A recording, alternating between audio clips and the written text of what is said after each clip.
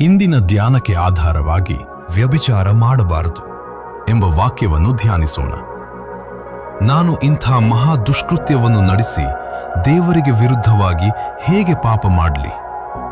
ಆದಿಕಾಂಡ 39:9.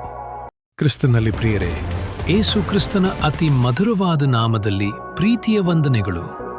ಅನುದಿನದ ಆಹಾರ ಕನ್ನಡದಲ್ಲಿ ನಿಮ್ಮ ಆತ್ಮಕ್ಕೆ ಪ್ರತಿದಿನ ನೀಡುವ ಆಧ್ಯಾತ್ಮಿಕ ಆಹಾರವಾಗಿದೆ. ದೇವರ ವಾಕ್ಯವನ್ನು ದೈನಂದಿನ ಜೀವನದ ಅಂಗವಾಗಿಸಲು ಇಂದೇ ನಮ್ಮೊಂದಿಗೆ ಭಾಗಿಯಾಗಿರಿ. ನಮ್ಮ ಯೂಟ್ಯೂಬ್ ಚಾನೆಲ್ಗೆ ಸಬ್ಸ್ಕ್ರೈಬ್ ಮಾಡಿರಿ, ಸ್ನೇಹಿತರೊಂದಿಗೆ ಹಂಚಿಕೊಳ್ಳಿರಿ. ಅದ್ಭುತಗಳಡೆಯುವುದು ಅತಿಶಯವಾಗುವುದು ಯೇಸುವ ನಂಬಲು ನೀ. ಅದ್ಭುತಗಳಡೆಯುವುದು ಅತಿಶಯವಾಗುವುದು ಯೇಸುವ ನಂಬಲು ನೀ. ವ್ಯಭಿಚಾರ ಮಾಡಬಾರದು. ಯೋಸೇಫನನ್ನು ಪಾಪಕ್ಕೆ ದೂರವಾಗಿ ಓಡಿಹೋದನು. ದೇವರು ಅವನನ್ನು ಉನ್ನತ ಸ್ಥಾನಕ್ಕೆ ಏರಿಸಿದನು. ದಶಾಜ್ಞೆಗಳಲ್ಲಿ ವ್ಯಭಿಚಾರ ಮಾಡಬಾರದು ಎಂಬುದು ಬಹುಮುಖ್ಯವಾದ ಕಟ್ಟಳೆ. ವಿಮೋಚನಕಾಂಡ 20:14. ವ್ಯಭಿಚಾರವೆಂಬ ಭಯಂಕರವಾದ ಪಾಪವನ್ನು ಒಬ್ಬ ಮನುಷ್ಯನು ತನ್ನ ಸ್ವಂತ ಶರೀರಕ್ಕೆ ವಿರೋಧವಾಗಿ ಮಾಡುವನು. ಅವನ ತಂದೆ ತಾಯಿಗಳಿಗೆ, ಹೆಂಡತಿಗೆ ವಿರೋಧವಾಗಿ ಮಾಡುವನು. ಅವನ ಮನಸ್ಸಾಕ್ಷಿಗೆ ವಿರೋಧವಾಗಿ ಮಾಡುವನು. ಪರಿಶುದ್ಧಾತ್ಮನಿಗೆ ವಿರೋಧವಾಗಿ ಮಾಡುವನು. ಇಲ್ಲಿ ಯೋಸೇಫನು ಪಾಪ ಮಾಡುವುದಾದರೆ ತನ್ನ ಯಜಮಾನನಾದ ಪೊಟೀಫರನಿಗೆ ವಿರೋಧವಾಗಿ ಮಾಡುವವನಾಗಿದ್ದಾನೆ. ಆದರೆ ಯೋಸೇಫನಾದರೋ ಇಂಥ ದುಷ್ಕೃತ್ಯವನ್ನು ನಡೆಸಿ ದೇವರಿಗೆ ವಿರೋಧವಾಗಿ ಹೇಗೆ ಪಾಪ ಮಾಡಲಿ ಎಂದು ಹೇಳುತ್ತಾನೆ. ನನ್ನ ಎಲ್ಲಾ ಕಷ್ಟಗಳಲ್ಲಿ ನನಗೆ ಸಹಾಯಕನಾಗಿಯೂ ತಂದೆಯಂತೆಯೂ ಇರುವ ದೇವರಿಗೆ ವಿರೋಧವಾಗಿ ಹೇಗೆ ಪಾಪ ಮಾಡಲಿ ಎನ್ನುತ್ತಾನೆ.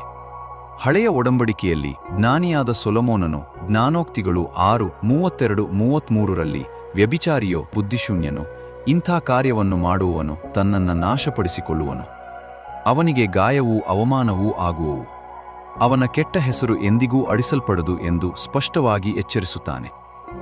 ಹೊಸ ಒಡಂಬಡಿಕೆಯಲ್ಲಿನ ಅಪೋಸ್ತಲನಾದ ಪೌಲನು ಕೊರಿಂಥದವರಿಗೆ ಬರೆದ ಮೊದಲನೆಯ ಪತ್ರಿಕೆ 6ರಲ್ಲಿ 15-19ರವರೆಗೆ ಇದರ ಬಗ್ಗೆ ವಿವರಿಸುತ್ತಾನೆ. ನಿಮ್ಮ ದೇಹಗಳು ಕ್ರಿಸ್ತನ ಅಂಗಗಳಾಗಿವೆ ಎಂಬುದು ನಿಮಗೆ ತಿಳಿಯದೋ? ಹೀಗಿರಲಾಗಿ ಕ್ರಿಸ್ತನ ಅಂಗಗಳಾಗಿರುವಂಥವುಗಳನ್ನು ತೆಗೆದುಬಿಟ್ಟು ಸೂಳೆಯ ಅಂಗಗಳಾಗ ಮಾಡಬಹುದೋ? ಎಂದಿಗೂ ಮಾಡಬಾರದು.